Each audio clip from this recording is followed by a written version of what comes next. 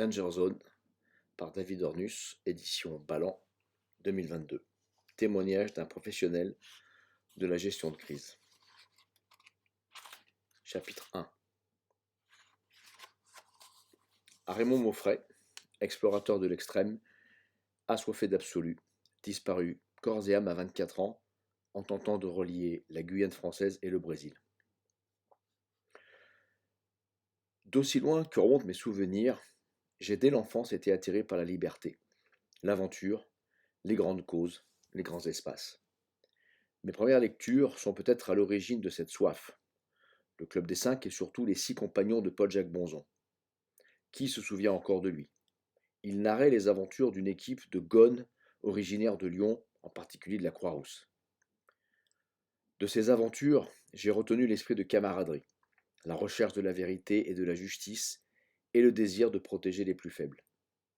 Avec ma classe de CM1, nous sommes allés voir au Palais des Congrès de Lyon un film qui m'a profondément marqué, Messieurs les Gosses, un peu dans le style des aventures de Tom Sawyer. Je me suis immédiatement identifié au personnage principal, chef de bande rebelle libre et fier. Comme dans les Trois Mousquetaires, j'y trouvais aussi l'esprit de camaraderie. Un pour tous et tous pour un. Dans le même esprit, j'ai dévoré La Guerre des boutons. J'ai très vite été attiré par l'univers de l'armée. Je me rappelle que le samedi matin, je regardais une émission sur les services militaires et que j'achetais toutes les semaines les fascicules du magazine Troupes de choc et développais un intérêt marqué pour l'histoire qui ne se démentira jamais.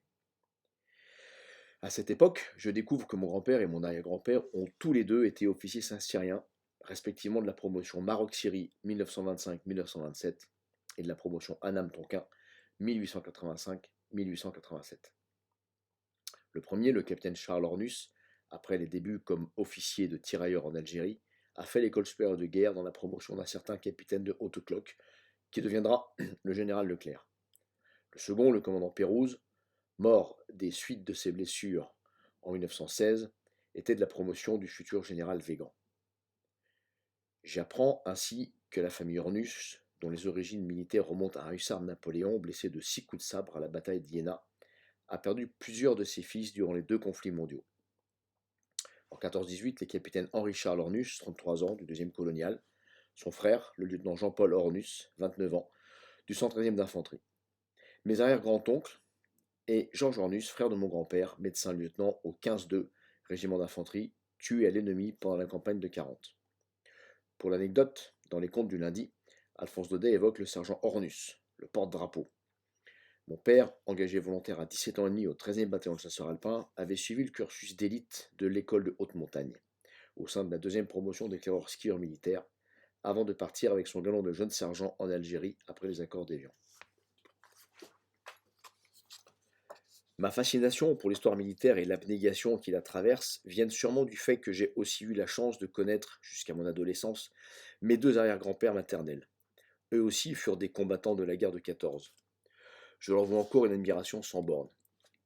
Je me souviens particulièrement de Michel Poulet, dit Pépé Michel, décédé en 1985 à 95 ans, et de nos conversations durant toute mon enfance. Il a servi sous le drapeau de son service militaire en 1911 jusqu'à sa démobilisation en 1919.